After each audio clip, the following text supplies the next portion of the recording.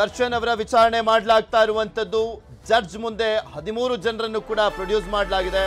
ನಟ ದರ್ಶನ್ಗೆ ಜೈಲೋ ಅಥವಾ ಪೊಲೀಸ್ ಕಸ್ಟಡಿನೋ ಪ್ರಶ್ನೆ ಇದೆ, ಅದಕ್ಕೆ ಉತ್ತರ ಸಿಗಲಿದೆ. ಆಲ್ಮೋಸ್ಟ್ ಪೊಲೀಸ್ ಕಸ್ಟಡಿಗೆ ಕೊಡುವಂತ ಸಾಧ್ಯತೆ ಇದೆ, ಬಟ್ ಎಷ್ಟು ದಿನಗಳ ಕಾಲ ಅದನ್ನ ನೋಡಬೇಕು. ಆರ್ಥಿಕ ಅಪರಾಧ ಕೋರ್ಟ್ನಲ್ಲಿ ವಾದವನ್ನ ಮಾಡಲಾಗ್ತಾ ಇದೆ. 14 ದಿನ ಕಸ್ಟಡಿಗೆ ನೀಡುವಂತೆ ಪೊಲೀಸರು ಮನವಿಯನ್ನ ಮಾಡಿಕೊಂಡಿದ್ದಾರೆ. ಕೋರ್ಟ್ ಹಾಲ್ನಲ್ಲಿ ಕೈ ಕಟ್ಟಿ ನಿಂತಿದ್ದಾರೆ ಆರೋಪಿಗಳು. ದರ್ಶನ್ ಸೇರಿದಂತೆ ಎಲ್ಲರೂ ಕೂಡ ಕೈ ಕಟ್ಕೊಂಡು ನಿಂತಿದ್ದಾರೆ. ನಿಮ್ಮನ್ನು ಯಾವಾಗ ಅರೆಸ್ಟ್ ಮಾಡಿದ್ರು ಅಂತ ದರ್ಶನ್ಗೆ ಜಡ್ಜ್ ಪ್ರಶ್ನೆಯನ್ನ ಮಾಡಿದ್ದಾರೆ. ವಾದ ಪ್ರತಿವಾದವನ್ನ ಆಲಿಸ್ತಾ ಇದ್ದಾರೆ ನ್ಯಾಯಾಧೀಶರು. ಈ ಸಂದರ್ಭದಲ್ಲಿ ಇಲ್ಲಿ ಪ್ರಮುಖವಾಗಿ 14 ದಿನಗಳ ಕಾಲ ತಮ್ಮ ಕಸ್ಟಡಿಗೆ ಕೇಳ್ತಾ ಇದ್ದಾರೆ ಪೊಲೀಸರು.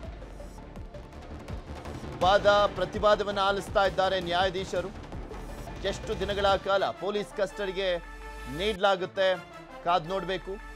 ಗಂಭೀರ ಪ್ರಕರಣ ಆಗಿರುವಂತ ಹಿನ್ನೆಲೆಯಲ್ಲಿ ಕೋರ್ಟ್ ಹಾಲ್ನಲ್ಲಿ ಕೈ ಕಟ್ಟಿ ನಿಂತಿದ್ದಾರೆ ಆರೋಪಿಗಳೆಲ್ಲರೂ ಕೂಡ. ದರ್ಶನ್ ಅವರು ಕೂಡ ಅಷ್ಟೇ, ಕೆಲವು ಕಡೆ ಅಷ್ಟೇ. ಎಂಥ ದೊಡ್ಡ ವ್ಯಕ್ತಿ ಆಗಿದ್ರೂ ಕೂಡ ಸಾಮಾನ್ಯನಂತೆ ಇರಬೇಕಾಗಿರುವಂತಹ ಸ್ಥಳ ಅಂದ್ರೆ ಒಂದು ಕೋರ್ಟು, ಇನ್ನೊಂದು ವೋಟ್ ಹಾಕೋ ಟೈಮಲ್ಲಿ ಈ ಎರಡೇ ಕಡೆ ನಾವು ನೋಡ್ಲಿಕ್ಕೆ ಸಾಧ್ಯ.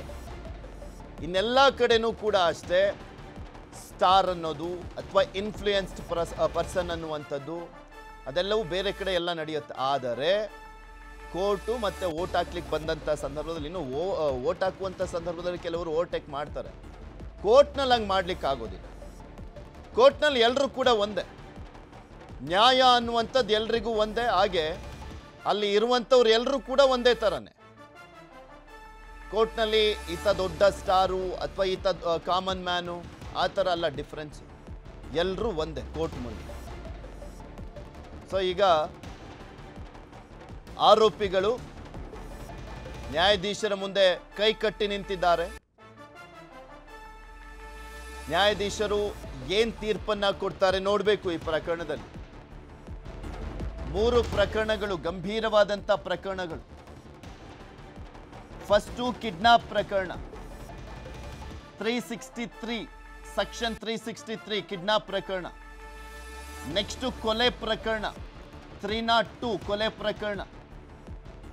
ನೆಕ್ಸ್ಟು ಕೊಲೆ ಮಾಡಿದ ಬಳಿಕ ಸಾಕ್ಷ್ಯ ನಾಶ ಮಾಡುವಂಥ ಪ್ರಯತ್ನ. ಸೊ ಸಾಕ್ಷ್ಯ ನಾಶದ ಸೆಕ್ಷನ್ 201. ಈ 3 ಗಂಭೀರವಾದಂತಹ ಸೆಕ್ಷನ್ಗಳನ್ನು ಆಡ್ ಮಾಡಲಾಗಿದೆ. ಸೊ ಹೀಗಾಗಿ ಇಂತಹ ಒಂದು ಗಂಭೀರವಾದಂಥ ಪ್ರಕರಣಗಳಲ್ಲಿ ಮಿನಿಮಮ್ ಒಂದು 7 ದಿನಗಳ ಕಾಲ ಪೊಲೀಸ್ ಕಸ್ಟಡಿಗೆ ನೀಡುವಂಥ ಸಾಧ್ಯತೆ ಇರುತ್ತೆ. ವಾದ ಪ್ರತಿವಾದವನ್ನು ಆಲಿಸ್ತಾ ಇದ್ದಾರೆ ನ್ಯಾಯಾಧೀಶರು. ಈ ಸಂದರ್ಭದಲ್ಲಿ ಪ್ರಶ್ನೆಯನ್ನು ಮಾಡ್ತಾ ಇದ್ದಾರೆ, ಆರೋಪಿಗಳನ್ನು ಕೂಡ ಪ್ರಶ್ನೆಯನ್ನು ಮಾಡ್ತಾ ಇದ್ದಾರೆ. ನಿಮ್ಗೇನಾದರೂ ತೊಂದರೆ ಕೊಟ್ರಾ, ಯಾವಾಗ ಅರೆಸ್ಟ್ ಮಾಡಿದ್ರು, ಈ ಸಂದರ್ಭದಲ್ಲಿ ಉತ್ತರವನ್ನು ಕೊಡಬೇಕಲ್ಲ. ಮಧ್ಯಾಹ್ನ 3 ಗಂಟೆಗೆ ಬಂಧಿಸಲಾಯಿತು ಅಂತ ಉತ್ತರವನ್ನು ಕೊಡಲಾಗಿದೆ. ಪೊಲೀಸ್ ಠಾಣೆಯಲ್ಲಿ ಬಂಧಿಸಲಾಯಿತು ಅಂತ ಉತ್ತರವನ್ನು ಕೊಡಲಾಗಿರುವಂಥದ್ದು. ಅಲ್ಲಿವರೆಗೂ ಇನ್ನೂ ಅರೆಸ್ಟ್ ಮಾಡಿರಲಿಲ್ಲ, ವಶಕ್ಕೆ ಪಡೆಯಲಾಗಿದೆ. ಅಧಿಕೃತವಾಗಿ ಬಂಧನ ಆಗಿದೆ ಎಷ್ಟು ಗಂಟೆಗೆ? 3 ಗಂಟೆಗೆ ಬಂಧಿಸಲಾಯಿತು. ಪೊಲೀಸರು ಯಾವ ತೊಂದರೆಯನ್ನು ಕೂಡ ಕೊಟ್ಟಿಲ್ಲ ಅಂತ ದರ್ಶನ್ ಜಡ್ಜ್ ಕೇಳಿದಂಥ ಸಂದರ್ಭದಲ್ಲಿ ಉತ್ತರವನ್ನು ಕೊಡ್ತಾ ಇದ್ದಾರೆ. ಯಾಕಂದರೆ ಏನಾದರೂ ತೊಂದರೆ ಆಯ್ತಾ, ಹಿಂಸೆ ಕೊಟ್ರಾ, ಹೊಡೆಯೋದು ಬಡಿಯೋದು ಏನಾದರೂ ಆಯ್ತಾ ಅಂತ ಯಾವುದೇ ಆರೋಪಿಗಳು ಬಂದಂಥ ಸಂದರ್ಭದಲ್ಲಿ ಪ್ರಶ್ನೆಯನ್ನು ಮಾಡ್ತಾರೆ. ಹಾಗೆ ಇವ್ರುಗಳಿಗೂ ಕೂಡ ಅಷ್ಟೇ, ಏನಾದರೂ ತೊಂದರೆ ಆಯ್ತಾ, ಯಾವಾಗ ಬಂಧಿಸಿದ್ದು, ಎಷ್ಟೊತ್ತಿಗೆ ಕರೆ ತಂದರು ನಿಮ್ಮನ್ನು, ಏನಾಯಿತು ಅನ್ನುವಂಥದ್ರ ಬಗ್ಗೆ ಜಡ್ಜ್ ಕೇಳ್ತಾ ಇದ್ದಾರೆ ದರ್ಶನ್ ಅವರನ್ನು, ಅಂದರೆ ಎಲ್ಲ ಆರೋಪಿಗಳನ್ನು. ಈ ಸಂದರ್ಭದಲ್ಲಿ ದರ್ಶನ್ ಉತ್ತರ ಕೊಡ್ತಾ ಇದ್ದಾರೆ. ಮಧ್ಯಾಹ್ನ 3 ಗಂಟೆಗೆ ಬಂಧಿಸಲಾಯಿತು ಅಂತ ಹೇಳಿದ್ದಾರೆ ಅವರು. ಜಡ್ಜ್ ಕೇಳಿದಾಗ ಪೊಲೀಸ್ ಠಾಣೆಯಲ್ಲಿ ಬಂಧಿಸಲಾಯಿತು ಅಂತ, ಯಾವುದೇ ತೊಂದರೆಯನ್ನು ಕೂಡ ಕೊಟ್ಟಿಲ್ಲ ಪೊಲೀಸರು ಅಂತ ಹೇಳಿದ್ದಾರೆ ದರ್ಶನ್. ಜಡ್ಜ್ ಕೇಳಿದಂಥ ಸಂದರ್ಭದಲ್ಲಿ ವಾದ ಪ್ರತಿವಾದವನ್ನು ಆಲಿಸ್ತಾ ಇದ್ದಾರೆ ಈಗ ನ್ಯಾಯಾಧೀಶರು. ಎಷ್ಟು ದಿನಗಳ ಕಾಲ ಇದಕ್ಕೆ ಅಂದರೆ ಪೊಲೀಸ್ ಕಸ್ಟಡಿಗೆ ನೀಡಲಾಗುತ್ತೆ ನೋಡಬೇಕು. ಪೊಲೀಸ್ ಕಸ್ಟಡಿ ಆದ ಬಳಿಕ ಜೈಲು. ಆದರೆ ಪೊಲೀಸ್ ಕಸ್ಟಡಿಯಲ್ಲಿ ಇನ್ನೂ ಸಾಕಷ್ಟು ಪ್ರಶ್ನೆಯನ್ನು ಮಾಡಿದಂಥ ಸಂದರ್ಭದಲ್ಲಿ ಮಾಹಿತಿ ಸಿಗದೆ ಹೋದರೆ ಮತ್ತೊಮ್ಮೆ ಪೊಲೀಸ್ ಕಸ್ಟಡಿಗೆ ಪಡೆಯುವಂಥ ಸಾಧ್ಯತೆ ಇರುತ್ತೆ. ಮೊನ್ನೆ ಪ್ರಜ್ವಲ್ದಾಯ್ತಲ್ಲ, ಫಸ್ಟು ಕೆಲವು ದಿನಗಳ ಕಾಲ ಪೊಲೀಸ್ ಕಸ್ಟಡಿಗೆ ಪಡೆಯಲಾಗಿತ್ತು. ಒಂದು 6 ದಿನ ಅಂತ ಕಾಣಿಸುತ್ತೆ. 6 ದಿನಗಳ ಕಾಲ ಪೊಲೀಸ್ ಕಸ್ಟಡಿಗೆ ಪಡ್ಕೊಂಡಿದ್ರು. ಅದಾದ್ಮೇಲೆ ಮತ್ತೆ 4 ದಿನಗಳ ಕಾಲ ಪೊಲೀಸ್ ಕಸ್ಟಡಿಗೆ ಪಡ್ಕೊಂಡಿದ್ರು. ಅದಾದ್ಮೇಲೆ ಸ್ಥಳ ಮಹಜರೆಲ್ಲ ಪ್ರಕ್ರಿಯೆ ಮುಗಿದ ಬಳಿಕ ಪೊಲೀಸ್ ಕಸ್ಟಡಿಗೆ ಕೊಟ್ಟಿಲ್ಲ ಪ್ರಜ್ವಲ್ ರೇವಣ್ಣನನ್ನು. ಪರಪ್ಪನ ಅಗ್ರಹಾರ ಜೈಲಿಗೆ ಕಳಿಸಲಾಯಿತು. ಹಾಗೆ ಈ ಪ್ರಕರಣದಲ್ಲೂ ಕೂಡ ಇದು ಫಸ್ಟು ಪೊಲೀಸ್ ಕಸ್ಟಡಿಗೆ ಕೊಡುವಂಥ ಸಾಧ್ಯತೆ ಇದೆ.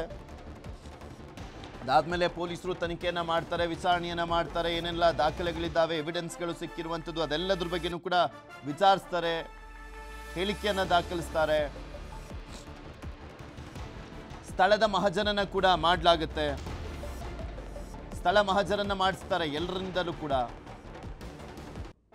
ಸ್ಥಳ ಮಹಜರು ಮಾಡುವಂತ ಸಂದರ್ಭದಲ್ಲಿ ಒಬ್ಬೊಬ್ರು ಒಂದೊಂದು ಸ್ಟೇಟ್ಮೆಂಟ್ ಕೊಟ್ಟಿದ್ರೆ ಮತ್ತೊಮ್ಮೆ ಸಾಕಷ್ಟು ವಿಚಾರಣೆಯನ್ನ ಮಾಡಲಾಗುತ್ತೆ. ಇದು ಕ್ಲಾರಿಟಿ ಸಿಗುವಂತ ಹಿನ್ನೆಲೆಯಲ್ಲಿ